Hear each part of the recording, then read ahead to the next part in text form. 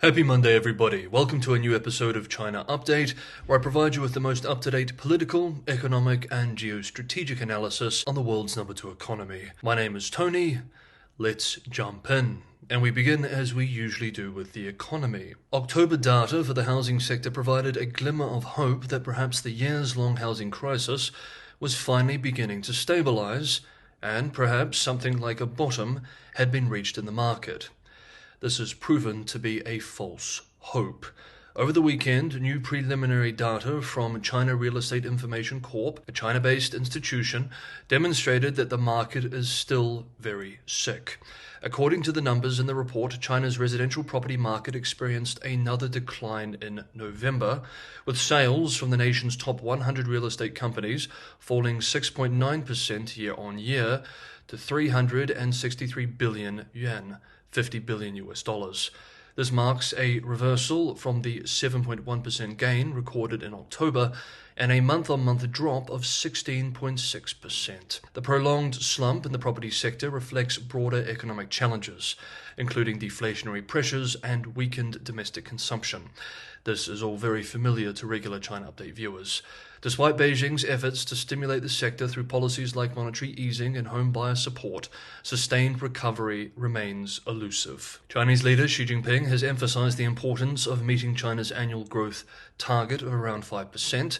However, the IMF, International Monetary Fund's managing director, last week warned that without significant reforms, growth could fall, quote, way below 4%, end quote, in the future. US-based Bloomberg intelligence property analyst Christy Hung writes over the weekend that the latest stimulus measures appear to have a broader impact compared to earlier this year. However, their benefits are mostly concentrated in larger cities and among state-owned developers, leaving smaller markets and private firms struggling, with Hung writing, quote, limited housing demand and ample supply in larger cities suggests buyers with purchasing power are gravitating toward quality projects, end quote. And Fitch Ratings' Wang Ying added that many existing homeowners are hesitant to upgrade until prices show a consistent rebound. China's economy cannot begin to stabilize until it can get its slow, painful housing decline under control. When this happens is the multi-trillion-dollar question. A new report by the China Index Academy tries to answer this. It argues in this new report that China's real estate market may emerge from its 3-year downturn and stabilize next year, quote, contingent upon the effectiveness of economic and real estate policies, end quote. New home sales could stop falling in, quote, an optimistic 2025 scenario, end quote, driven by rapid implementation of policies such as urban village renovations, governmental commercial housing acquisitions, and home purchase subsidies. The potential recovery also hinges on improving residents' employment prospects and income levels to boost home buying sentiment, it added. However, even in a more conservative scenario, the Research Institute anticipates a 6% year-on-year decline in new housing sales in 2025, potentially seeing trillions in property value wiped out and another painful year of economic malaise. Meanwhile, not all signals are that negative. China's factory activity expanded in November, signaling modest recovery following months of contraction. The official Manufacturing Purchasing Managers Index, PMI, rose to 50.3, slightly above October's 50.1 and surpassing economists' expectations of 50.2, according to the National Bureau of Statistics. So this is official data, and we thus take it with a grain of salt. A PMI reading above 50 indicates an expansion. Some commentators have argued, however, that in anticipation for a Trump 2.0 White House, many manufacturers are rushing orders to the US, and this explains why we've seen an increase over the last month. Indeed, while manufacturing saw growth, the non-manufacturing PMI, which tracks construction and services, dipped to 50 from 50.2 in October, slightly below forecasts of 50.3. Zhang Zhiwei, chief economist at Pinpoint Asset Management, expressed on the numbers, quote, the economy has stabilized recently as fiscal and monetary policies eased, end quote. However, he cautioned that the 2025 outlook remains uncertain due to risks from a potential trade war and unclear future fiscal policies. Next up, last week we learned of two noteworthy technological breakthroughs with military applications and broader geopolitical implications in China. The first is a breakthrough in afterburner technology. Chinese scientists have developed groundbreaking technology that dramatically enhances the thrust and efficiency of fighter jet engines when the afterburner is activated. This innovation, created by the Aero Engine Economy of China in Beijing, could provide the Chinese military with a significant edge in air combat. The new system improves afterburner efficiency to 99%, comparable to long-distance cruising fuel efficiency, and reduces engine vibration by 80% during maximum operational loads.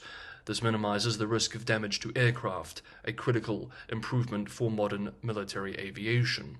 Traditional afterburners inject fuel directly into the exhaust plume to generate thrust, but this approach reduces combustion efficiency to about 90% and can cause significant vibrations.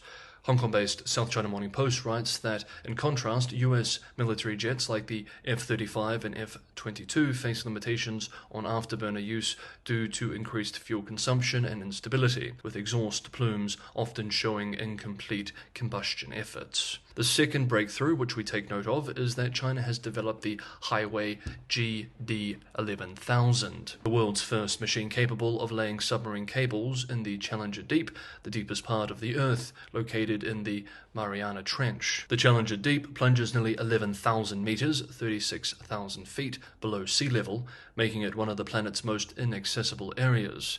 The Highway GD-11000 surpasses this depth, positioning China at the forefront of deep-sea technology.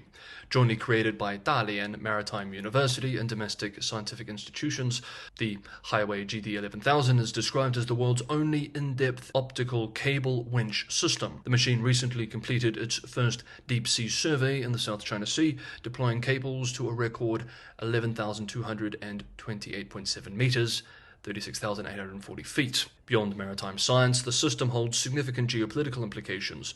Positioned near Guam, a key US military base, its use in the Mariana Trench could redefine strategic dynamics in the Pacific.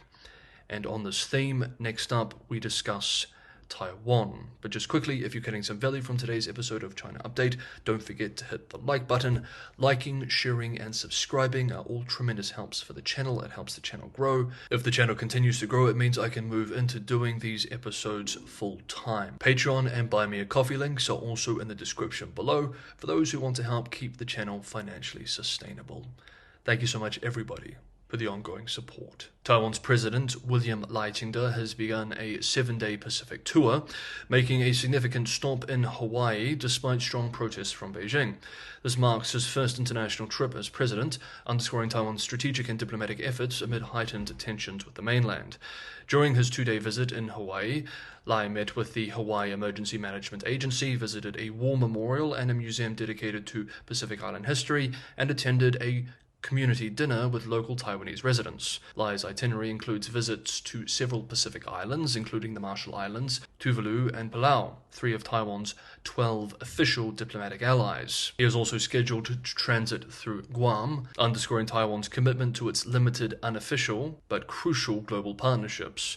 Stops by Taiwanese officials in the US, officially labeled as transits, are carefully coordinated to allow engagements between US and Taiwanese leaders despite the absence of formal diplomatic ties since 1979. Such visits frequently provoke sharp responses from Beijing, and this trip is no exception.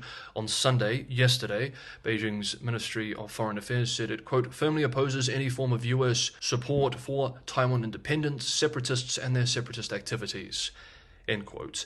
Coinciding with William Ching's trip, the US approved a $320 million sale of advanced radar systems and spare parts for F-16 jets, along with $65 million for enhanced mobile communications equipment for Taiwan's defense. Meanwhile, China conducted military drills near Taiwan with 18 warplanes and 7 warships deployed. signalling its opposition to Lai's tour.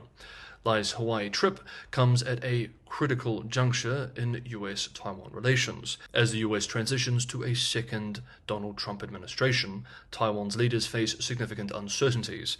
While Trump's first term saw increased arms sales to Taiwan, his recent comments suggest Taiwan should, quote, pay for its defense, end quote, hinting that a more transactional approach may be on the cards. Taiwan does largely pay for its defense, however, through billions of dollars spent on US-made weapons, and unlike Japan, South Korea, and the Philippines in the region, it is not shielded by a mutual defense treaty with the United States. Before departing Taipei, Lai expressed, quote, I want to use the values of democracy, peace, and prosperity to expand our cooperation with allies and show the world that Taiwan is not just a model of democracy, but a vital force for peace and stability. End quote. He was then escorted out of the airspace by Taiwanese fighter jets. Okay, that is today's episode of China Update. Thank you so much, everybody, for watching. Have a good Monday, have a productive week, and I will see you all tomorrow.